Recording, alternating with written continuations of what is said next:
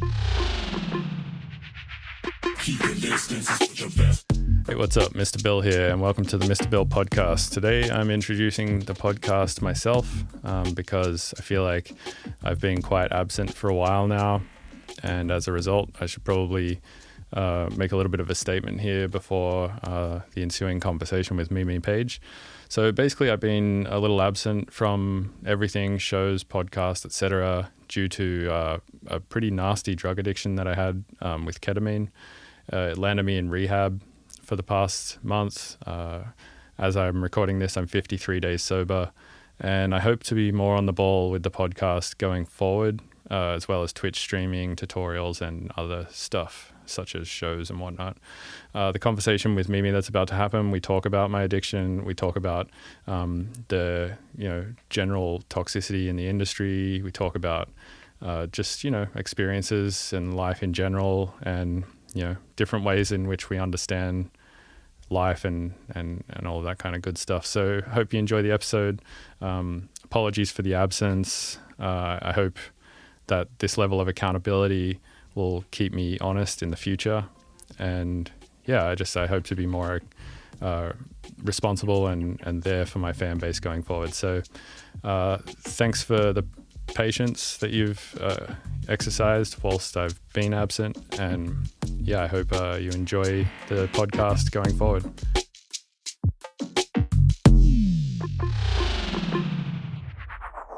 Hey, you're listening to the Mr. Bill podcast. Hey, you're listening to the Mr. Bill podcast. Hey, you are listening to the Mr. Bill podcast. Hey, you're listening to the Mr. Bill podcast. Hey, you're listening to the Mr. Bill podcast. Hey, you're listening to the Mr. Bill podcast. Hey, you're listening to the Mr. Bill podcast. Hey, you're listening to the Mr. Bill podcast. Hey, you're listening to the Mr. Bill podcast. Hey, you're listening to the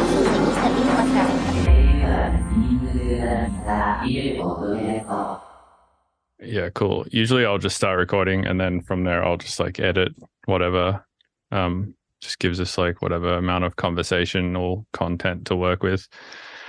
Yeah, my morning was kind of I only came in here at 12:50 to record the podcast at 1, and I thought everything will just work, but yeah, as you can see, I've recently just run my computer through the wall with all these long ass cable runs and stuff, just to get the noise floor of the room down, because I just built this studio, and I was like, fuck it, I'm just gonna go all out and build my dream studio, kind of, Yay!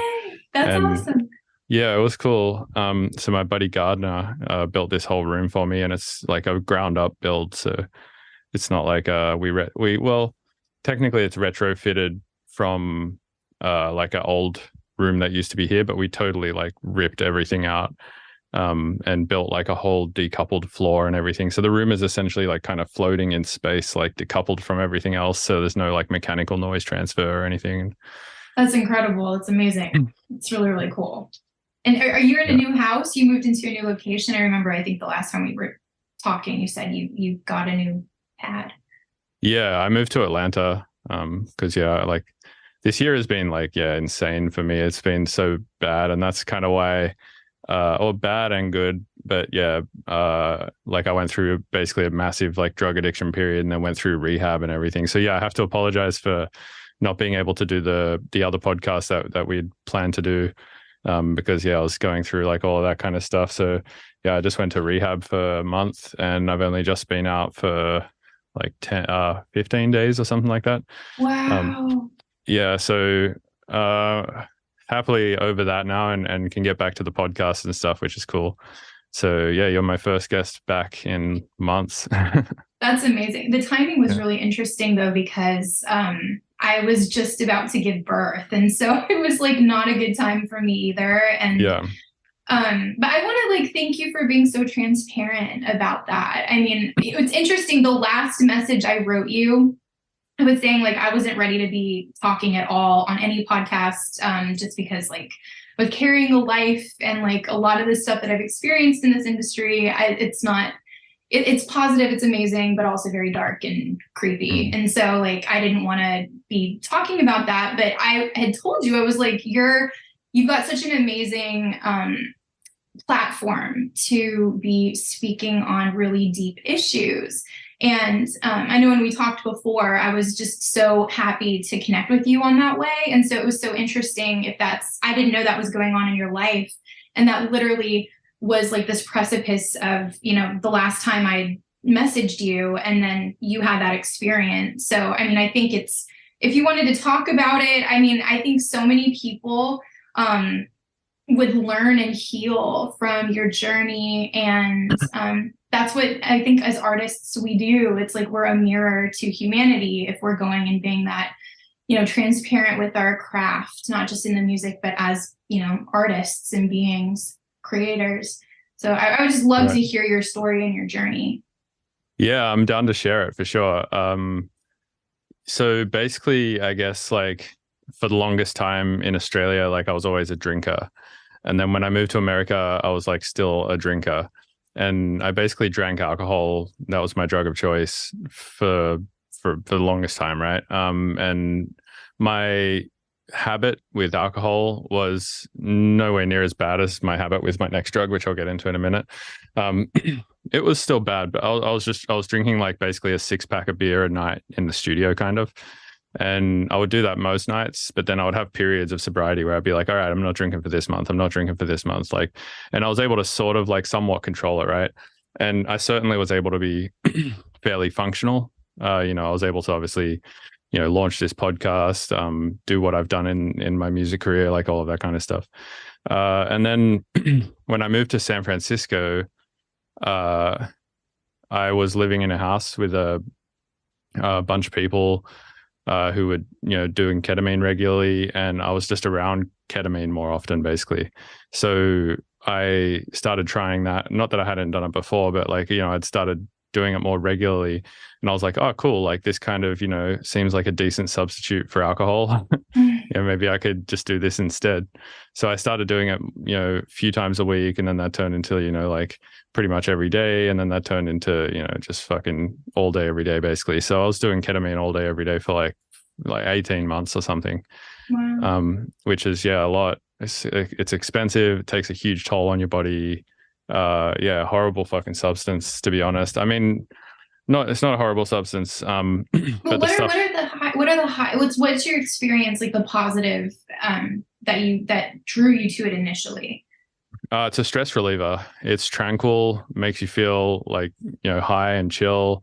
Your problems seem less bad. You seem more emotionally flexible, or at least I do, it seems like I'm able to connect with people more without having like, barriers there. Sort of in the same way that maybe MDMA would, but obviously like it's a very different kind of emotional connection or emotional flexibility that you gain with ketamine, I think. But yeah, basically like I just got heavily into that, and due to like all the stuff surrounding it with depression therapy and stuff, I was like, oh, I'm so smart, I've cured my depression. But yeah, it was at like a massive cost, obviously, to my physical health. And it caused all sorts of shit. It caused me, I went to jail at one point. Wow. For 5 days in San Francisco, like proper put me in a jumpsuit and like went into jail. Wow. Do you mind sharing like what happened? Yeah, it was a domestic dispute between me and my partner at the time. She was trying to take my ketamine from me, and I basically like grabbed the bag and pulled it back off her, and she fell back, and then she felt unsafe around me because I was high. So she called the police because she just didn't know what else to do, which is totally reasonable. Like a high person around you who's doing something like that, they may be liable to do whatever. In my mind, I wasn't. Like I definitely was not like trying to hurt her or anything like that. Like I was just trying to get my ketamine back, right? But when someone's called, like the police are called, they have to take someone for a domestic dispute like that. So they took me, obviously, because she was the one who called. And they took me in on a Thursday night, and then they don't process cases on Friday, Saturday, or Sunday. And then Monday was Labor Day weekend, so they weren't processing cases then either. So I got out on Tuesday. So I was just like hanging out with these like fucking mean people for like 5 days. It was very, very scary. Wow. One of the worst experiences of my life for sure. And after I got out of there, I was like, all right, never doing it again. Didn't do it for like 12 days and then jumped straight back in. It's fucking dumb. So dumb. And like, it's just hellish, man. Addiction is hellish. It's like shit like that will happen. And in your mind, you're just like, this is fine, this is normal. And it's because you keep normalizing things slowly over time, right? And it's like, if you'd put me into the deep end from like a sober position, like I'm 52 days sober right now, or 53 today. Congrats, it's big. Thanks. Yeah, if you threw me into the deep end, like from where I am now, I'd be like, fuck this is insanity. But for some reason, like, when you slowly normalize it up, you know, all of a sudden spending all of your money and time acquiring the drug and like getting into these ridiculous situations just becomes the new normal. And you're like, this is just life, and you don't really question it. But yeah, so the jail thing happened. I lost that partnership with Jan, who I've talked about and had on the podcast before, who's like probably the best relationship I've ever had. So that was a real big shame. Kind of like, you know, my relationship with my manager took a lot of hits. I ended up in hospital from an OD. A lot of people are like, oh, ketamine's fine, you do as much of it as you want and you won't OD. And while that may be true, it gives you a lot of cramps. So I was taking a lot of Tylenol and ibuprofen to deal with those cramps, and just totally obliterated my liver. So I ended up in hospital for 4 days on IVs, getting that all, you know, pumped out of my system. You know, working closely with like poisons control and stuff like that. So yeah, horrible shit. And then eventually it just got to the point where all of my friends around me were like, bro, you need to go to rehab. And, you know, I'd tried stuff, I'd tried meetings, I'd tried all sorts of shit. But yeah, rehab seemed to be the only logical solution. So I did that. And yeah, I haven't really been transparent with people about this. Like, you know, on my social media, I would say like, oh, I just got to take a break for my mental health, or I can't do this show for mental health or whatever. It was like, yes, mental health, if you class addiction as mental health, but I was just too fucked up to do the shows, to be honest. Like if I had left my house and did Submersion Festival, like in the state I was in that weekend, I probably would have fucking killed myself, you know, like just with the amount of drugs I was doing and stuff. Because I wasn't only doing ketamine at that point towards the end, you know, I was doing so much shit to battle the negative consequences of ketamine, you know. So I was doing ketamine like to the nth degree, but then on top of that, at one point I was taking hydromorphone to like deal with the pain. And then I started doing a bunch of like Tylenol and shit like that to like deal with the pain and just all sorts of shit like that. It just, yeah, took me down a really dark hole and ended up in a bunch of fucked up situations basically. And you're so amazing to talk about this right now. Like, I just want to commend you, because I know the bravery that it takes to talk about it, just like going to rehab and then, you know, like being honest about what your experience is. But then the fact that like you're using your platform to talk about this is just amazing. So I'm honored to be here with you right now. I'm really grateful. Thank you. Of course. Yeah. So I think, yeah, a lot of people in the electronic industry have similar problems, and it's just very extremely normalized, and they probably get to similar places that I was in my head, you know, where I was just like, this is totally normal and okay to be doing this much shit. And as far as like talking about it honestly and admitting how bad it was, and obviously that it was all my fault and stuff like that, is not a problem for me at all. But the only problem that I see with it is like my immigration status, you know, because I got to obviously get I'm applying for a green card right now. So if an immigration lawyer whips up this podcast and listens to it, it might cause a problem. But otherwise, I think it should mostly be fine. Like I don't see fans and stuff like that necessarily losing respect for being honest about stuff like this. And if they do, then I question whether or not they're like a real fan, kind of, you know. I love that approach. It's so true. And do you mind, how old are you? Do you mind me asking? I'm 34 now, so. So we're about the same age. I'm going through this big shift. I think 2022 is heavy for a lot of people. I think since COVID, we've all had to like really confront a lot of crazy shit, you know, personally and then collectively in our business, the way that things have been happening, you know, in the dark corners we haven't been looking at. So I think that your healing process right now is like so on point with like our age group, our generation, what we should be focusing on. Because, like there's just the rate of like, beneath the addiction, there's something there that I think we should be discussing as artists and just collectively, like what's beneath that. What are we, suppressing? What are we trying to heal with the substance? What is that? And then looking at that, because if we can look at that and talk about that, I think that illuminates, the bigger issue of how do we truly heal from this? Because, we have to be, as maturing artists, I think, a beacon of light to the younger generation. I grew up in the 90s, we're the same age, idolizing really broken people, which was amazing at the time. And I thought that depression was awesome. Self-harm was like what you do. Anger, aggression, that was like the momentum. And like that fueled me. I was super angry as a teenager.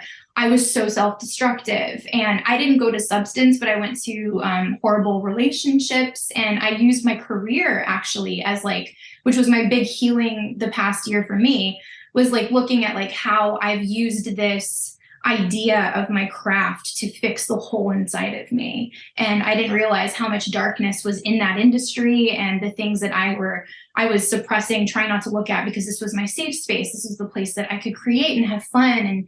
And it was magical, but it was like, not a healthy relationship, and especially like the competition and the demands on us.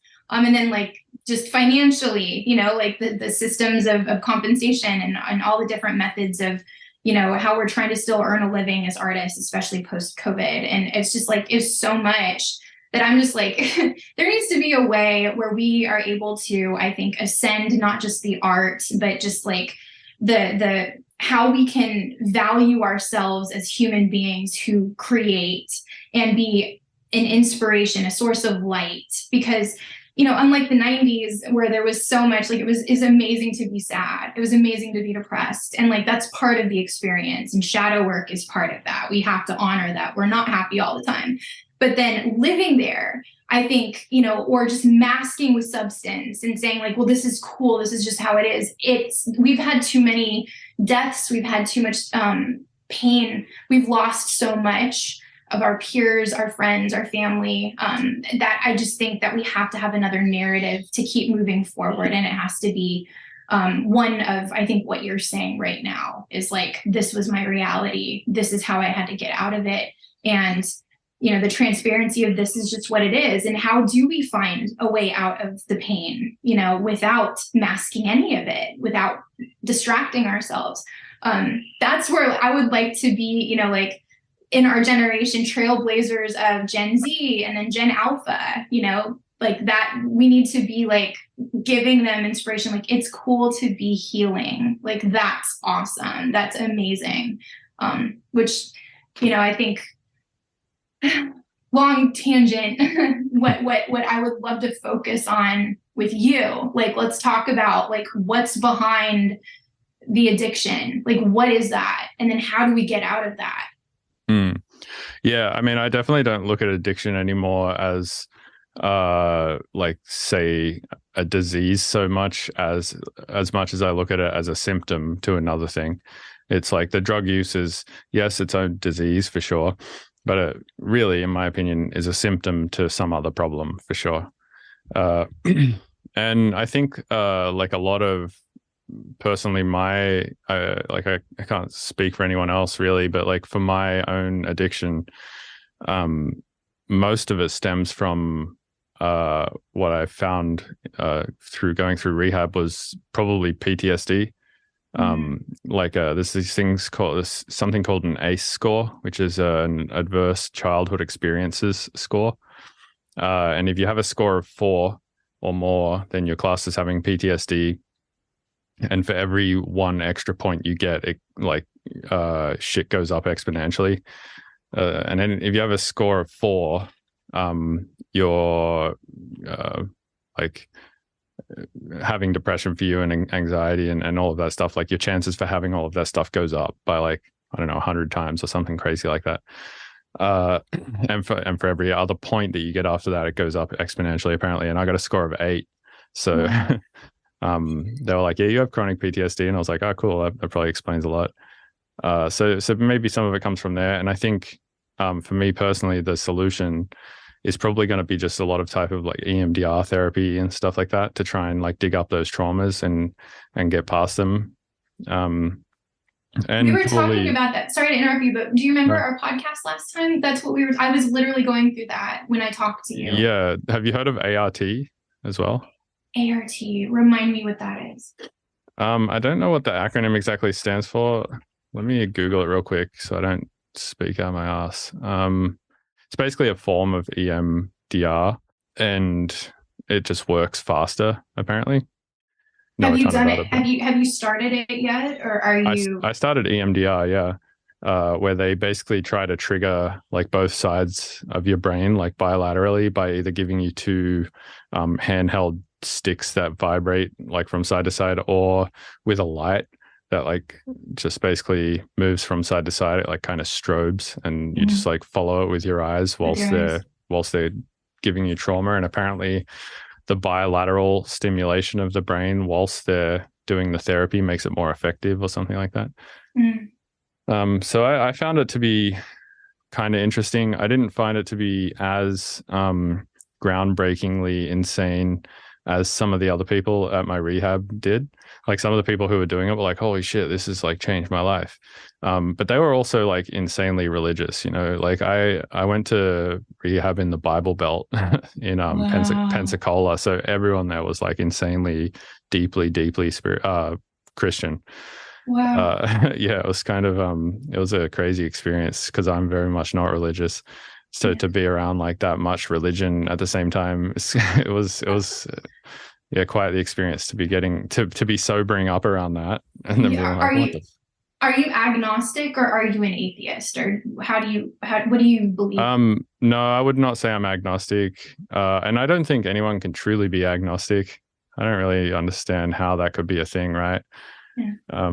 Because there's always like, if you ask an agnostic person like, why are you agnostic, they'll start explaining to you like all of these logical reasons and shit, and you're like, well, you just believe that. Like that's that's still a belief, you know. It's like, how do you have zero belief? That doesn't make any sense. So I would say I'm probably atheistic or spiritual, somewhere between the two, because I just personally think that we don't know what the fuck is going on. Yeah. Like so many things have happened in my life where I've been like, well, that defies like anything I believed before about this one thing, you know, and then all of a sudden I'm like, well, I guess I was wrong about that, or we don't know.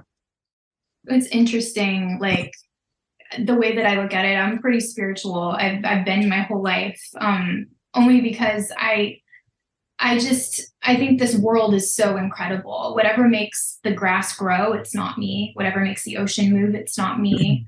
You look up at the night sky, we don't know anything. Like, look at the massive billions of galaxies and stars up there. Like, it's beyond me. So whatever that is, I think gives us music, you know, like we're the vessel for that. And what's I think so interesting is like you are recovering in such like a heavily, even if it's like, you know, one perspective, because it's interesting. I moved to the Bible Belt and I'm not that, you know, but I moved to the forest in the middle of nowhere from Los Angeles, and I'm in the woods in East Texas, and it is the Bible Belt, but I opened a metaphysical store that's kind of based on how I feel. It's just about like beauty and peace and being present. And there is something else. I don't know what that is, but I think it's love.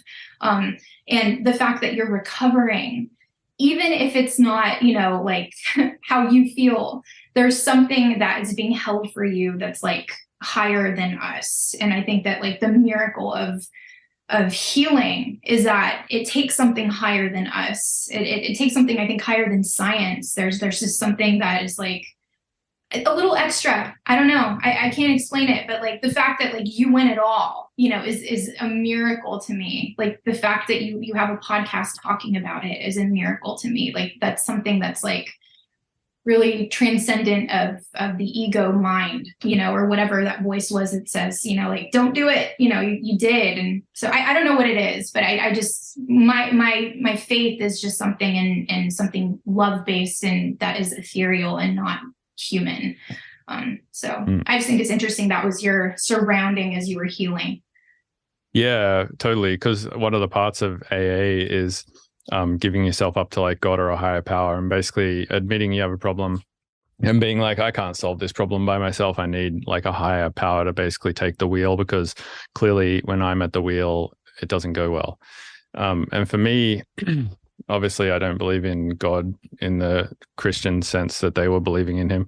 And it was funny because a bunch of people there were like trying to convince me like, why don't you believe in God, all this kind of shit. And I'm like, dude, if you're born in India, like we'd just be talking about like something else, you know, like, or if you're born in like, you know, just any other part of the world, we'd essentially be talking about a different God. So I don't know, that just raises a red flag for me. Like we're all talking about the same thing, yes, but like the way that you're talking about it and like creating this omnipotent being as like some white dude in the sky who controls fucking how many animals can get onto an ark and shit like that is just not really my jam. Yes. Yes. But yeah, I was thinking a lot actually about like the God thing in rehab, and I think where I got to with it was like God for me is just you can call it a higher power or whatever, and the thing that is more powerful than me is like just holding myself to a higher standard, and also like my standards of my work and my standards of being present and there for my fan base and all of that stuff is more powerful than me, I think. Mm-hmm. It's like this whole thing now that exists that's a little bit bigger than I am, and I just have to be there for. It's like I guess assuming some responsibility perhaps. You know, like if somebody has a child, they're like, I have to be there to look after that child now. Like that's a more important thing than like me at my core doing whatever I want. Or yeah, maybe it's giving up selflessness, you know, or sorry, giving up selfishness for more selflessness. Yeah, perhaps that's like what I'm talking about to some degree. Well, you know, the term the higher self, you know, that in metaphysical spiritual community, the higher self is your well, how I perceive it is it's your etheric being. It's your soul. It's your highest potential of greatness, but also love, your capacity to be whole and present. And so it's interesting that, you know, as human beings, we are flawed. And like when we sometimes take the wheel of our own lives, there's generational trauma, there's ancestral trauma, there's childhood wounding, you know, things that are subconscious that are taking the steering wheel, and we are not even aware of that.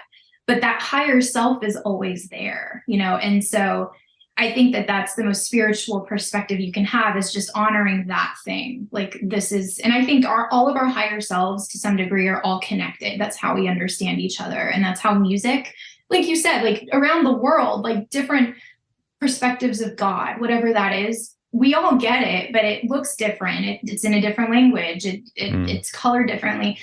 How are you able to write a song and your fan base all around the world, whatever language, whatever experience they had growing up, they can feel that?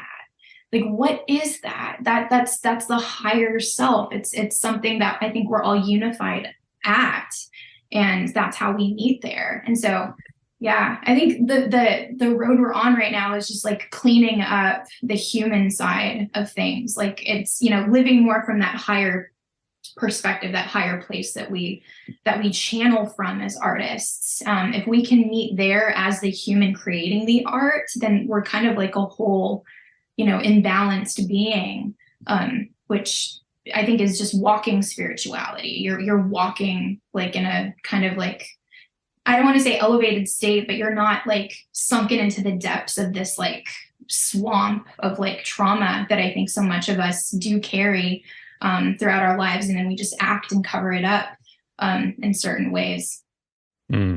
Yeah. Talking about cleaning up the human side, have you been paying attention to the AI stuff lately?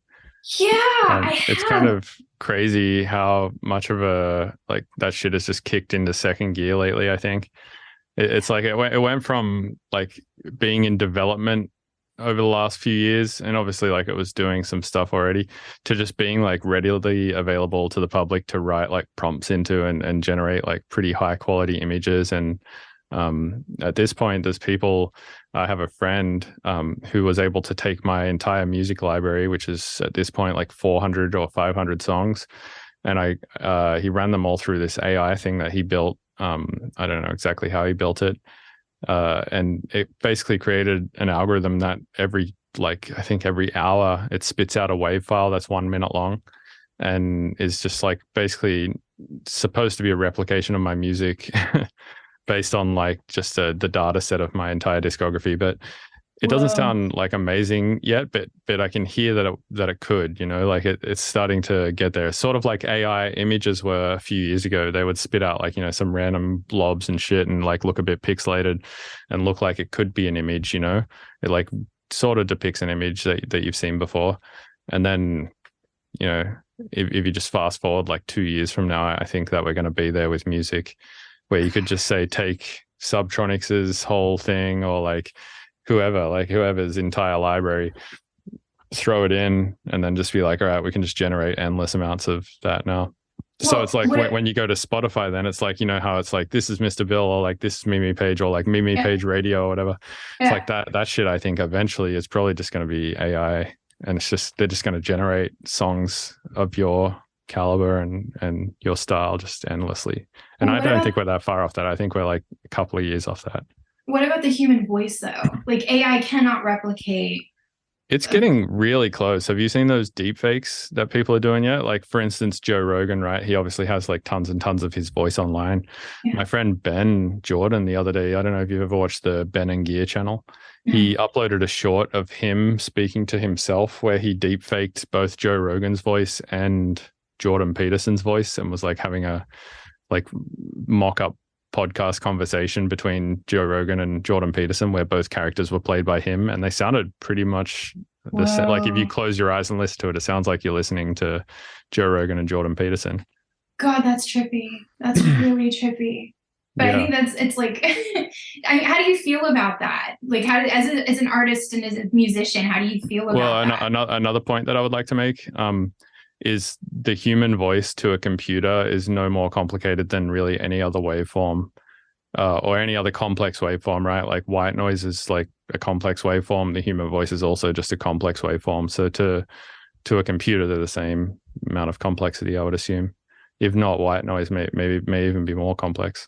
How do I feel about it? I would say in one regard, obviously my brain makes an argument for it being a bad thing, because then it like cheapens humans' art by oversaturating it, making it like, it's like inflation, right? It's like if you just print billions and billions of dollars, then the dollar is worth less.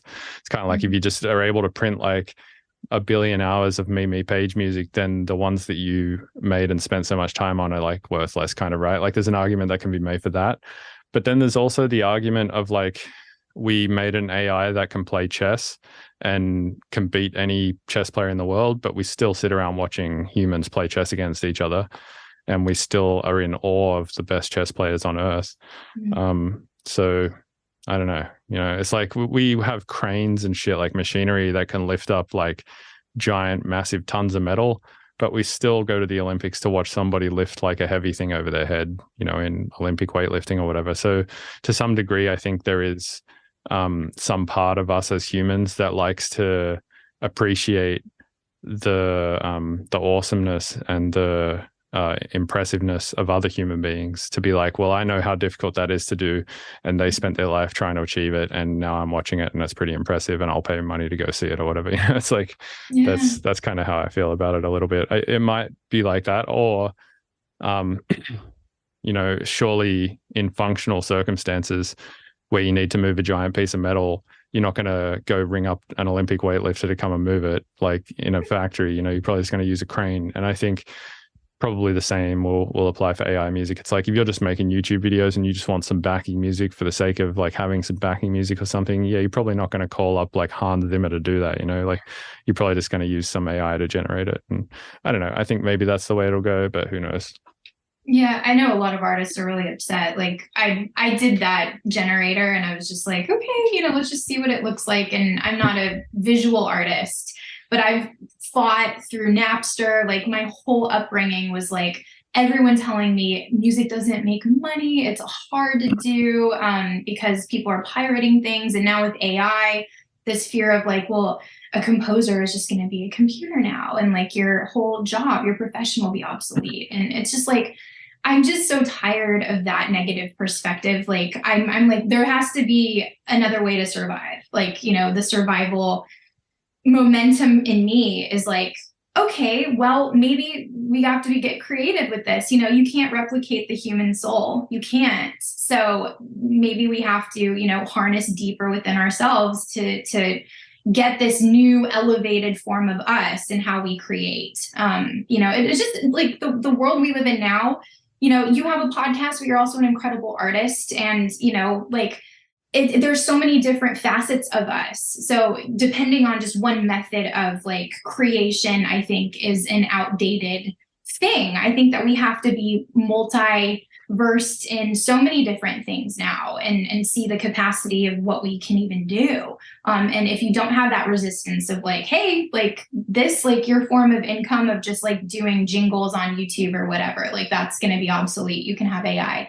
Well, then don't spend your time thinking about that. Like, how can you innovate in a different direction? How can you, you know, think of different ways? Like, you know, one thing that blew my mind was I created my own virtual instrument, and I knew in a way that like, you know, if I had my voice playable and anyone could create with me, then yeah, like I wouldn't be that exclusive. You know, I don't want to be that exclusive. Like, I think it's magical that if I pass away, my voice will live on forever and you can always play me no matter what, you know, and that was just an ego shift within me of like, this is me just adapting to a new time in our humanity where this is just going to be a new form of innovation.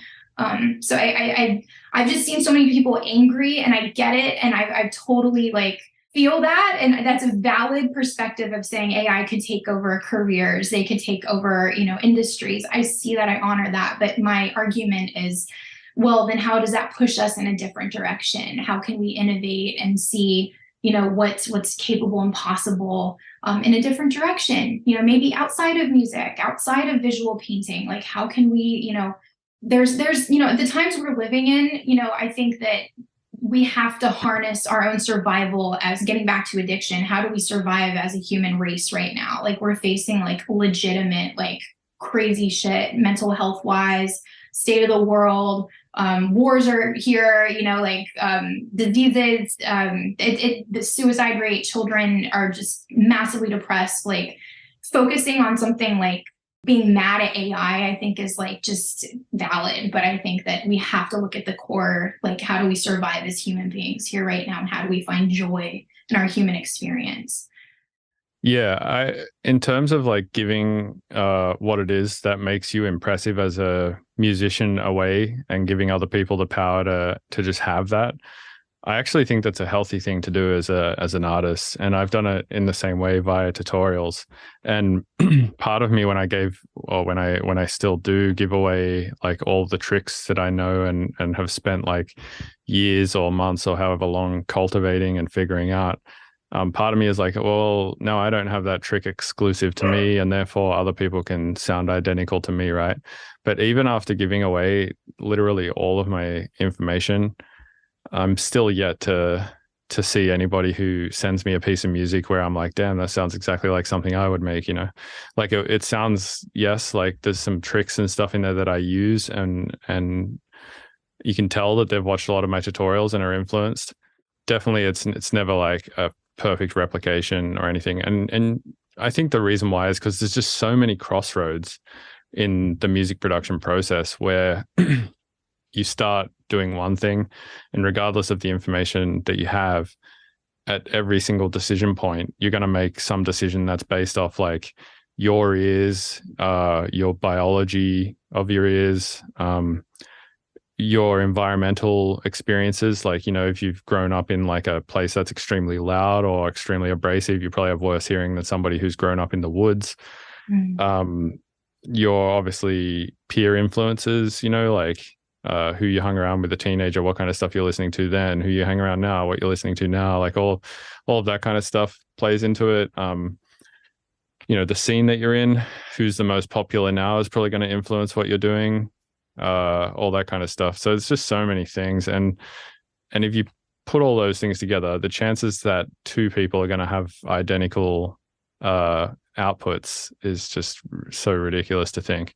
So I think it's honestly, in my opinion, putting out all of your tricks and all of your tools and all of that kind of stuff, it just raises the level for the playing field for the entire production industry. And I think that's only healthy, because then it just forces everyone to get better.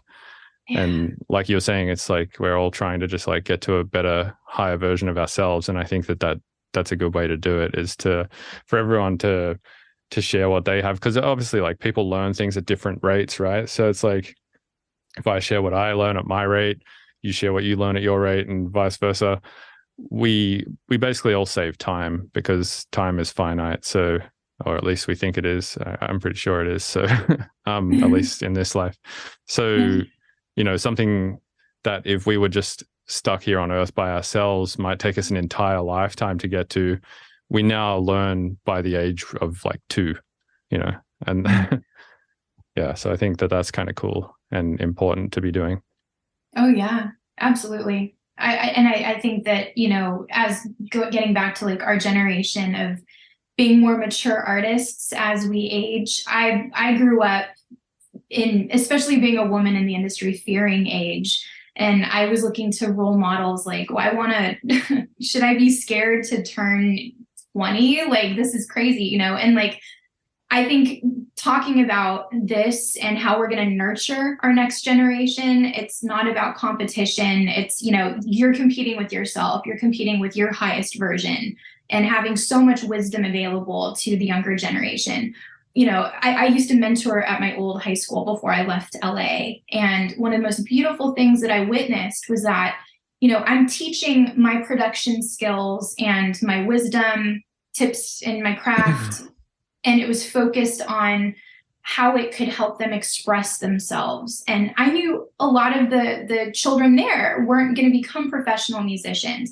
What they were going to do, though, is have tools to just express themselves on a bad day, or just, write something beautiful for somebody that they love, And so it's like thinking of the wisdom that we're gifting these younger people, or even our peers, it's like, I think it's helping us all elevate. Like, the more wisdom we share, we're elevating ourselves, we're elevating our whole culture.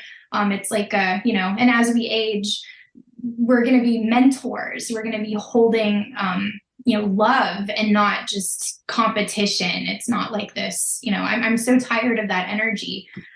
We need to be supportive of everybody, I think. Yeah, I think a lot of that competitive, negative type of competitive energy comes from the idea that what somebody else gains, somebody else loses. And I don't think that that's necessarily true at all. And I found that out by doing the whole polyamory thing, actually, which was my last relationship in San Francisco, the one that I was like not stoked about losing. But yeah, I found through reading some books, but also like just experiencing it, that extra partners does not make me love another partner less. Or like another example is like, you have a child now. Do you think if you had a second child that you would love your first child half as much? No. Probably not, right? It doesn't work that way. And I think the same for like success in the industry it works kind of the same way. I think it's like, just because somebody else gets like twice as big doesn't mean you get half as big. It means like, it's like way more complicated. It's like they, more often than not, if my friends around me get popular, it helps my career. That's all, like, because then they come on my podcast, I do remixes for them, they put me on shows, like all sorts of stuff. A good example is Ganja White Night, right? Like they're like massive now, like one of the biggest dubstep acts on the planet. And in 2014 we were like co-headlining shows together in like Minneapolis, and now if they play Minneapolis, they play to like a 20,000 person arena. It's like insane. I'm still playing like 300 person rooms, but they'll put me on these shows, so I get to like, I reap the benefits of them blowing up and getting massive too. And like, Ben from Ganja has been on my podcast, and I reap the benefits of his fan base being interested to come to my platform and listen to him talk and all of that kind of stuff. So yeah, I think a rising tide raises all ships, so to speak. Well, it was interesting. You brought up a really good point, though, because I think you're speaking from a healthy perspective. I think this is very healthy. You're thinking of the health of everybody. But last time we spoke, we were talking about our challenges in the industry, and sometimes we don't have that dynamic. We have to fight for that. And, speaking of children, yeah, I just had my first child. Absolutely, like, most elevating, life-changing experience of my life. And because I've worked so hard on myself, coming from kind of a troubled childhood, I know what not to do, and I'm going to try my best to not do that. And if I ever do have a second child, I would absolutely love each child equally. But I've witnessed with friends and certain situations that's not always the case in childhood. There will be triangulation. There will be a parent that values one and pits one against the other.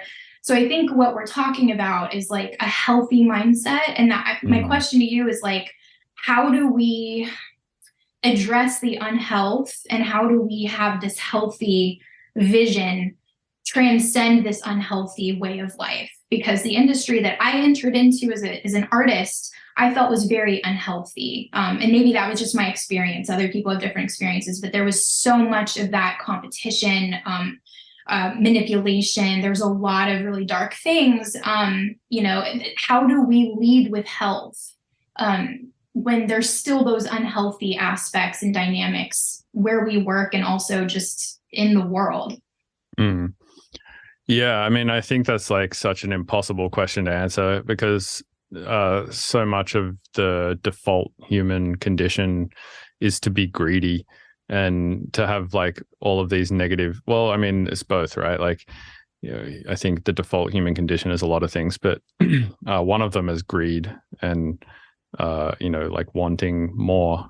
And I think this is one of those traits of humans that I think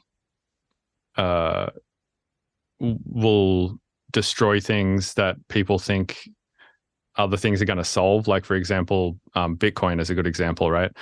For instance, people are like, oh, it's decentralized. Humans are never going to be able to own all of this. Like, everyone owns it equally. The banks don't, like, one bank doesn't own it or whatever, and therefore it's going to solve everything. And it's like, no, it's not. Like, all that's going to happen is China's going to mine more than anybody, or Roger Ver's going to own all of it, or fucking Elon Musk will buy all of it. And these greedy fucks will just like own all of it, and then all of a sudden it's centralized again. It's like one person just has all of it or has most of it, and if they have most of it, then they can influence the space more than another person, right? Yeah. And yeah, I don't know. I mean, I think there's certain things in the music industry that are still like that. Like, for instance, having arguments with people about like whose name on the flyer has the bigger pixel size and all sorts of shit like that. And unfortunately, that stuff does kind of matter, because there's some sort of psychology that goes into, I think, a person seeing a flyer and being like, that person's name's the biggest, therefore I put them on a pedestal in my head versus these other people. Versus if, flyers were just all the same size name every time, it doesn't like elevate that bigger artist to look like larger than life kind of. And I think to some degree people want that a little bit as well. It's like we've always wanted to have some sort of deity or whatever to look up to, like Jesus or something like that. So I think to some degree it's like a necessary evil to do that on the flyers, and that's just one aspect. Obviously there's so many aspects, I think, of where people seem to be like biting and competing in these really just strange ways. But yeah, I don't know, it's a really tough thing to think about and solve. I've thought about it in like many different perspectives over the years, and I've just come to the conclusion that's just the way it is, and I just have to, I can't change it, I can't control that, I can't let other people's problems become my problems, and so I have to just try to control the things that I can control, and that's obviously just me. So yeah, I try to keep that perspective these days, because otherwise that's what leads me down those bad paths, Yeah. Well, I think you brought up a good point about leadership. There will always be a hierarchy. There's always going to be, people love to follow people. But who's in leadership? That was part of the campaign that I had worked on last year with DanceSafe, was public figure accountability and responsibility. And like, if you have a platform, if you're a leader, what are you leading with? Are you leading with a perspective that's healthy? And I think that that's what we can change. If we're in everybody has a platform to a degree. It doesn't matter how small you are. You have an influence over somebody, even if it's one person. And so if you just work on yourself, and you focus on being balanced and healthy here, that leadership is going to make ripples around everybody that is around you. And so there will always be a hierarchy, but you're not having somebody at the top that's very destructive and harmful and having a narrative that's, going to destruct and harm others.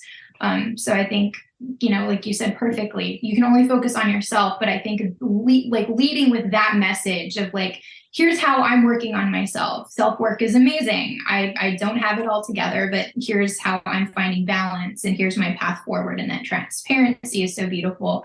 And then moving forward and inspiring others to do the same. I think that inspires massive amounts of health around us, especially as artists in an industry that hasn't really led with a healthy mentality, Yeah, totally. I think the industry at large necessarily doesn't lead with an incredibly healthy mentality, especially some artists in particular. Like, for a good example is John Summit, right? Like this dude who's just gotten massive over the last, year or something like that.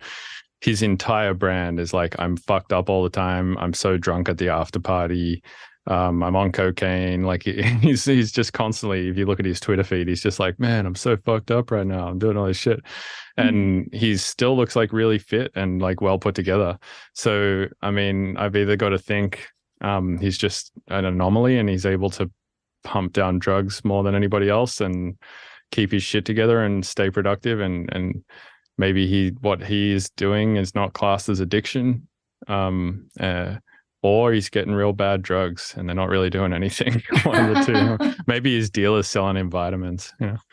But do you think in his mind, is he considering that, hey, a kid, just growing up and looking at somebody to follow and doesn't have like the financial ability to, have their needs met and also have these drugs that cost money, that cost time, can't balance all of these things at the same time, how that's going to influence that one life, and then the people around that artist, they're supporting that narrative, how is that helping the other generation? I mean, I think it's parasitic in a way. I don't know this artist, so I'm not judging. I'm just, responding to what you're saying. And I just think that a narrative that's not physically, emotionally, and spiritually healthy and constructive for survival and to be flourishing here is parasitic, because you're taking, energy from people watching you, and you're laughing and joking and making a mockery out of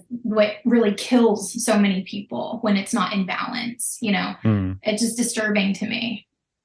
Yeah, if I were to guess, I would say no, he's probably not thinking about that child who's following him and taking influence from that. If I were to guess, his thought process probably goes something along the lines of, hey, look, if he ever does see this, he's probably just going to be like, oh, fuck it, they're talking about me. Any exposure is good exposure. Success is the name of the game. And my brand of getting fucked up is what's making me successful and working for me right now. And so I'll keep pushing it, right? Like, if I were to guess, I'd say that's probably where his mind is at. And that's totally fine. If that's the path he's on and what he wants to do, right? But yeah, I agree with you. I think it's like probably not the best message to be putting out.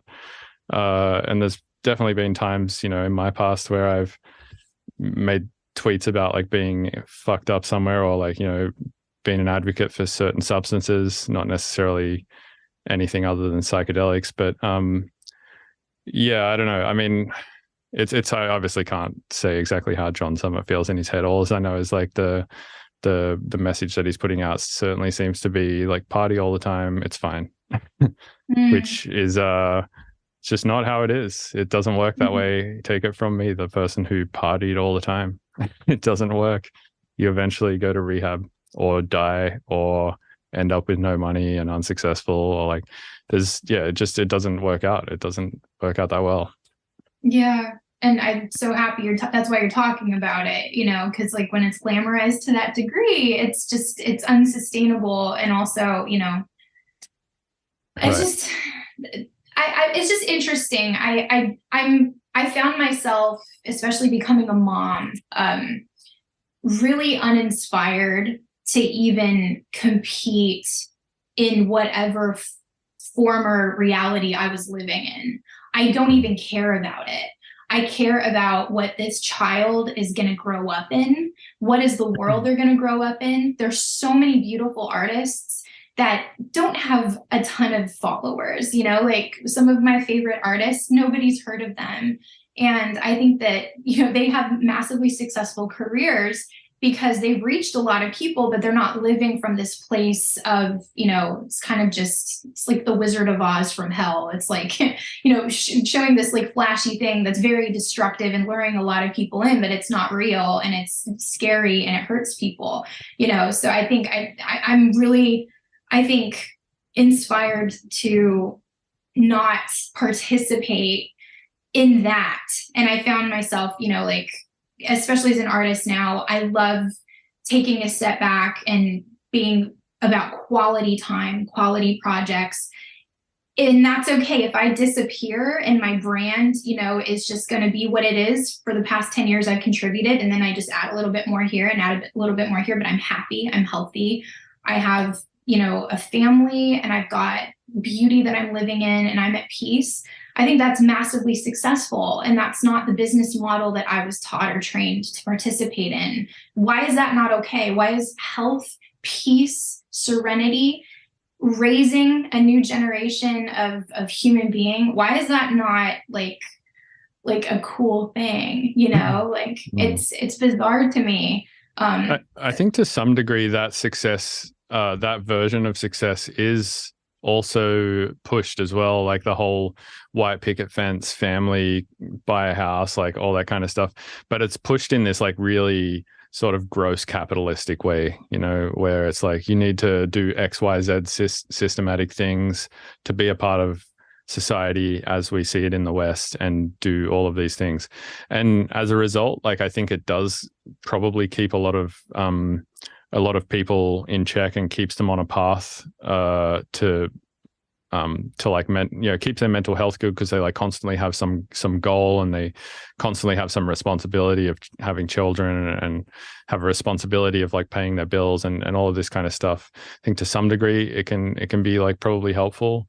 But yeah, I think we need to sort of like re-gear it a little bit to be maybe less capitalistic and maybe a little bit more healthful, as you've been saying. Yeah, it's not about numbers and just achieving this one thing. We've all done that. We have icons in every field. You know, we've maximized that type of structure. What has it done for anybody? You know, like we need to be innovative in how we're like building in different directions. Like we're living in a time of a lot of confusion. And I think it's self-indulgent to just focus on acquiring. It's just old. It's old energy, you know, like let's give and feed new wisdom.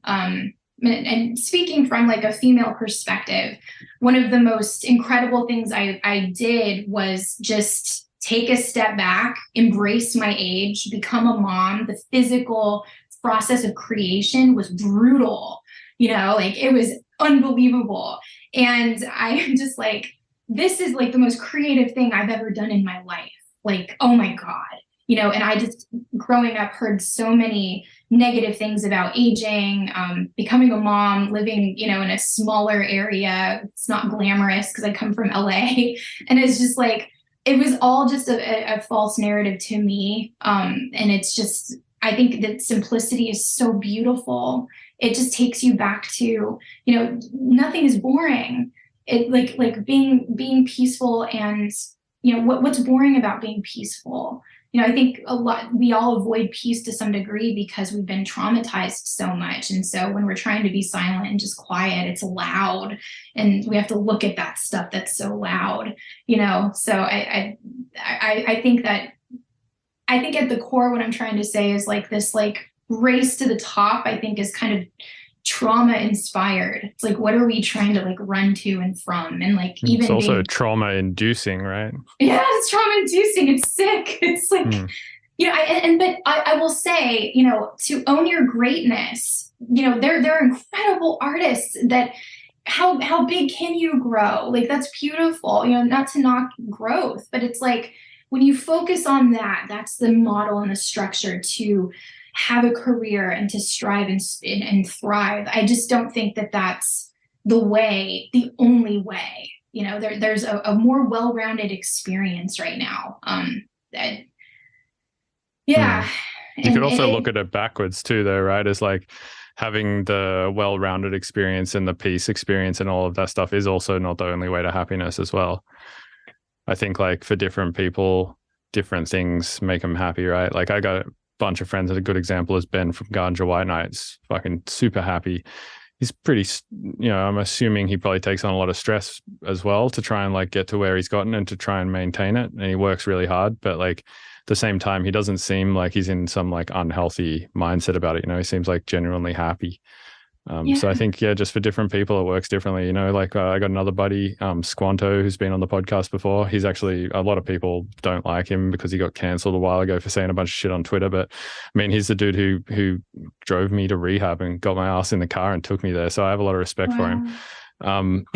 And he's since like put out an apology letter and stuff. And I think it was really well thought out. But he also went to rehab. But for him, like he tried to do the thing where he got massive as well, and it completely destroyed him. He had a full-on psychosis and like went through this like crazy thing, ended up going to rehab and shit, same as me, different situation in his case. But I think, for some people that's the result, and for other people you get like, people like Ben from Ganja who are completely level-headed and having a great life. And he has a kid or two now actually, and he's chilling.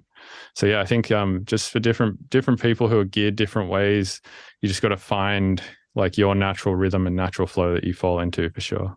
Yeah, absolutely. And having that be just available wisdom, just like whatever, if you're at your own state of peace, like you are balanced within yourself, you feel good, you're not escaping, you're not self-destructive, you're not destructive to the people around you, and just keeping that in check. Like your own trajectory is just when you garden, you plant a seed in the ground and it's going to grow how massively it wants to grow. That's the intelligence of the seed. That's what we have within us. I just think that, talking about a lot of this stuff that is darker, I think helps clear out more growth for massive success of rising with health. I love hearing the opinions and perspectives of artists that have families that have gone to rehab and had these shadow like experiences like you have, because that's just so relatable. You're not masking your pain with like, this is the way to be, like you're like saying like, man, I went through it and like, damn, like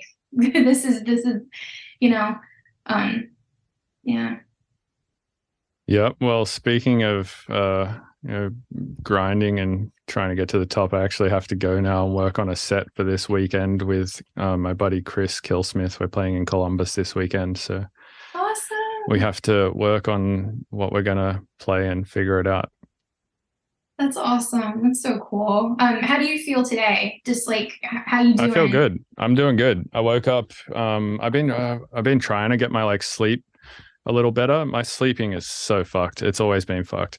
I've been trying to get my ass to bed by midnight, like just to up my chances of going to sleep. Like even if I don't feel tired, I'm like, I'm just going to go put myself in bed at midnight. And that will like, maybe up my chances of sleeping. And I take meds now at night to try and put myself to sleep. I take 50 milligrams of Seroquel and 10 milligrams of melatonin. So that's been helping a little. They got me started on that in rehab because I was just like, I can't sleep. And that's been helping a little bit, but still, I mean, even with that, I didn't get to sleep last night until like 4 a.m. So I woke up at like midday today, and a couple of days ago, I woke up at 5 p.m. It's like my sleep is just so crazy. It's all over the place. But yeah, I really would like to get into like a routine of like midnight sleep, like 9 a.m. wake up or something around that realm. Because I feel like when I get up earlier, when the sun is still in low solar angle, I just feel better. And I think it has a lot to do with that getting a lot of like low solar angle lux into your eyes at that time of the morning when it is at that angle, it like triggers something in your brain to go like, all right, it's morning, like daytime, let's like start the fucking engine. Yeah. Whereas when the sun is in like high solar angle or like at the other side of the world, it triggers the opposite response, which is like we now know that the lux are coming from that direction. It triggers your brain to shut shit down. And then I just have worse days when I wake up later. So I've been trying to wake up earlier. So today I'm sort of in the middle. Like I woke up halfway through the day, so I'm like, the engine's half going. Half going.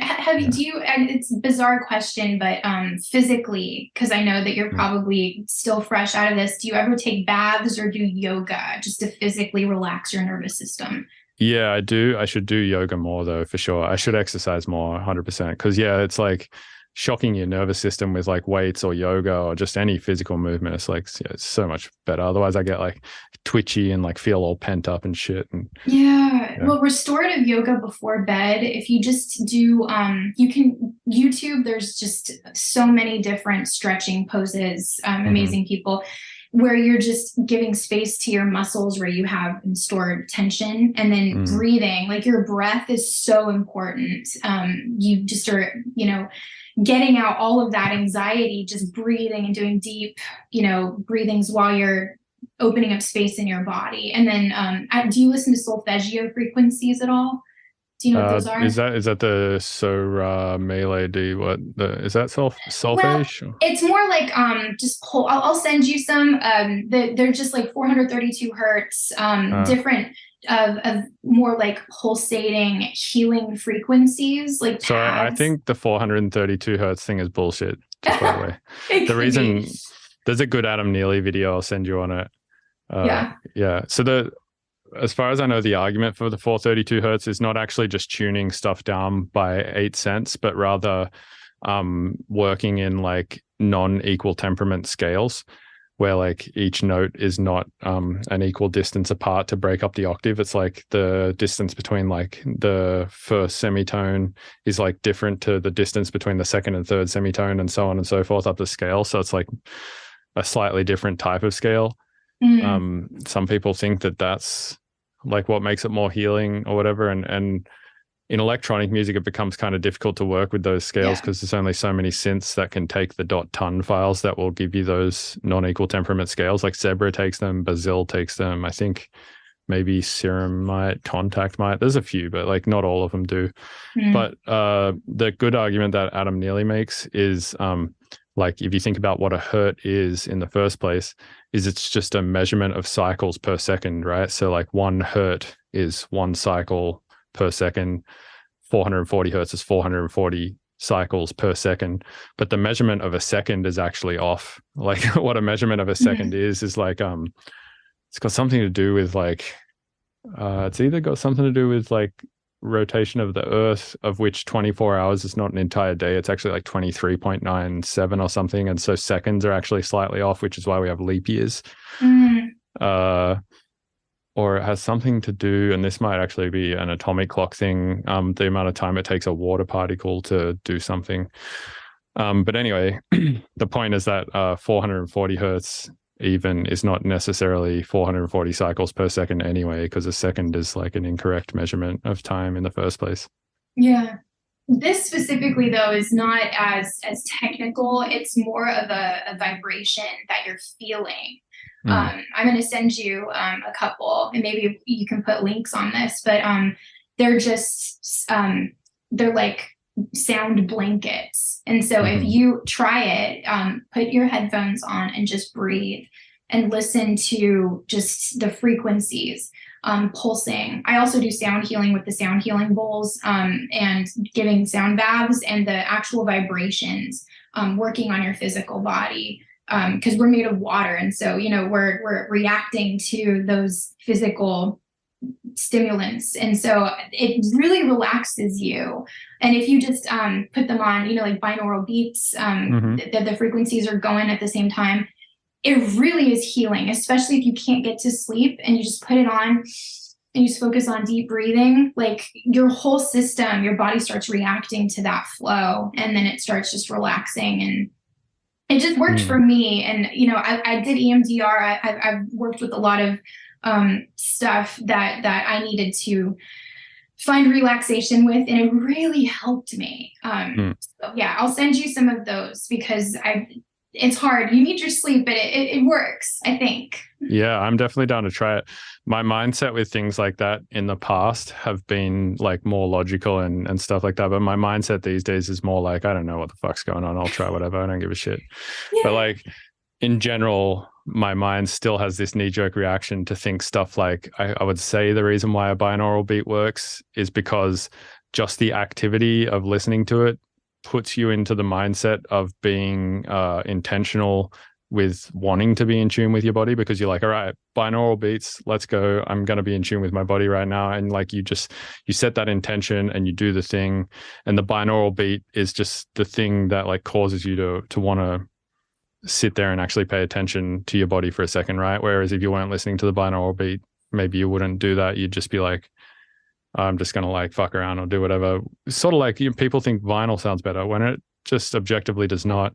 But the reason why I think is because they put it on, and because they're like physically going to the effort of like loading a vinyl disc onto the player and putting the needle into it and like specifically listening to it through their good hi-fi speakers. Then they'll go sit right in the middle of both speakers and be very intentional about listening to it, so they're paying attention more versus if they just like put on Spotify in the background, it doesn't seem as ceremonial. So they don't like pay as much attention to the music, and therefore it's just whatever. When Spotify objectively sounds a lot better.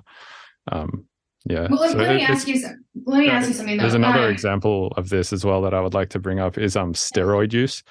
A lot of people say like, oh, I took steroids and then I got massive, right?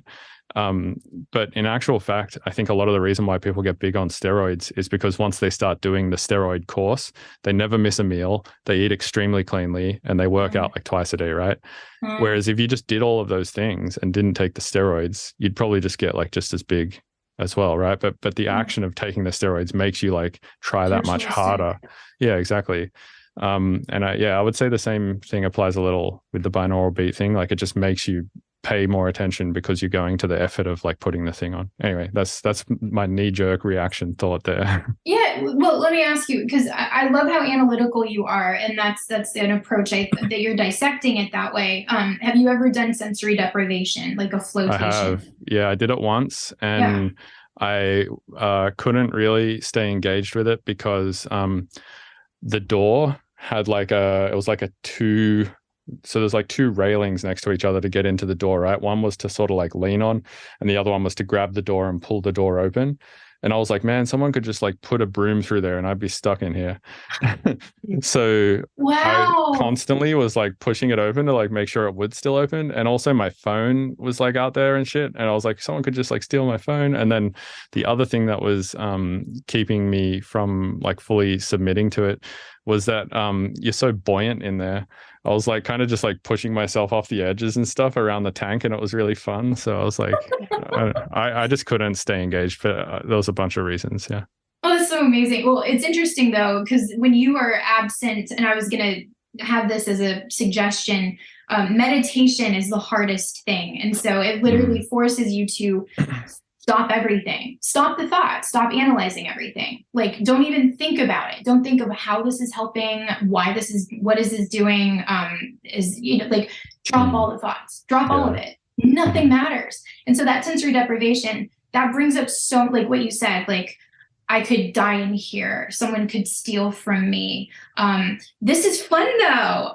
All distractions, distractions. Totally. The most amazing thing, which goes back to like the solfeggio, is like it's absent of melody. Melody is a language. So you literally are not even listening to anything. The sound is just padding so that you're not alone in your thoughts. But if you hold meditation and literally, like I trained with some monks back in LA. It was so powerful for me to not try to figure out a fix or try to find some peace. It was literally let everything in your head go. Like you don't need it. Your mind will scream at you like it did for you. And it's just put your thought on a little river and just let it go. Well, I have to do this. This could happen to me. None of it matters. None of it matters. None of it matters. And, if you've done psychedelics, I found that experience to be matching where, like psilocybin has been very healing. It literally, I felt like nothing matters. Like none of my thoughts matter. And that would help you sleep is if you just, all the thoughts, okay, someone could hurt me. I could lose this. I don't want to do this, blah, blah, blah, blah. And you just look at the whole stack of thoughts and none of it matters. Nothing matters. Just flick it away and then just be nothing. And then boom, there's your peace. It's so hard. That's what I practice. It's impossible, man. Like the default human condition, or at least my default, is to just do things in my head cerebrally. Sam Harris has a good way of putting it.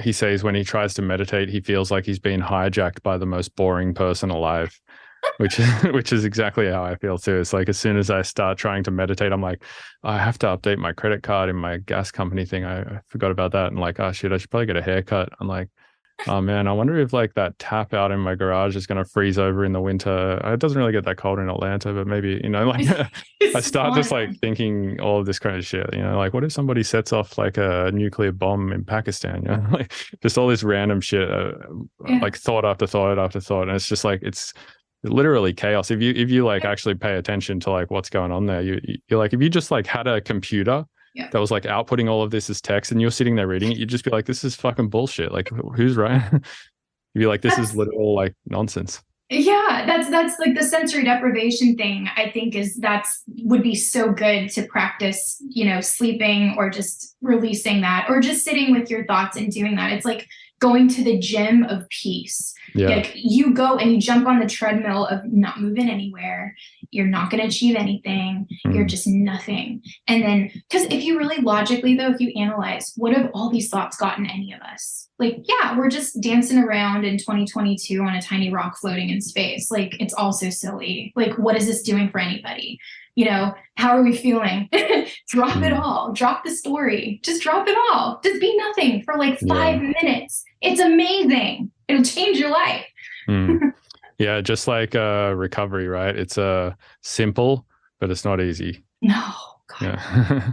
I know. It's a daily practice. I have to clock in. I'm terrible at it. It's my daily practice is drop your head. Just drop it all.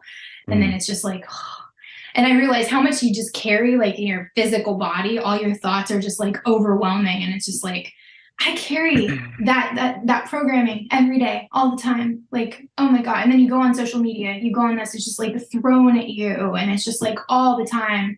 It's exhausting. You just like, just put it away. I think the healing is in that dark space where you're boring. That's where the healing really is. Yeah, absolutely. All right. Well, thank you so much for coming on the podcast again. I really appreciated this chat. And I hope you have a good rest of your day. And best of luck to you and your child and your family and everything else until next time we chat. Thank you, Bill. Much love. Yeah. Yo, what's up? Thanks for listening to the Mr. Bill podcast. This show is produced and edited by Robert Fumo. You can get early access to the show by going to my website, MrBillsTunes.com, and paying me instead of Patreon. And remember to go rate and review on iTunes, or I'm going to come to your house and punch your dog in the throat, upper deck your toilet, and fuck your partner. Note, I may or may not do those last couple of things. You should probably just go rate it on iTunes or Spotify or whatever it is that you listen to the podcast on, because it really helps the podcast.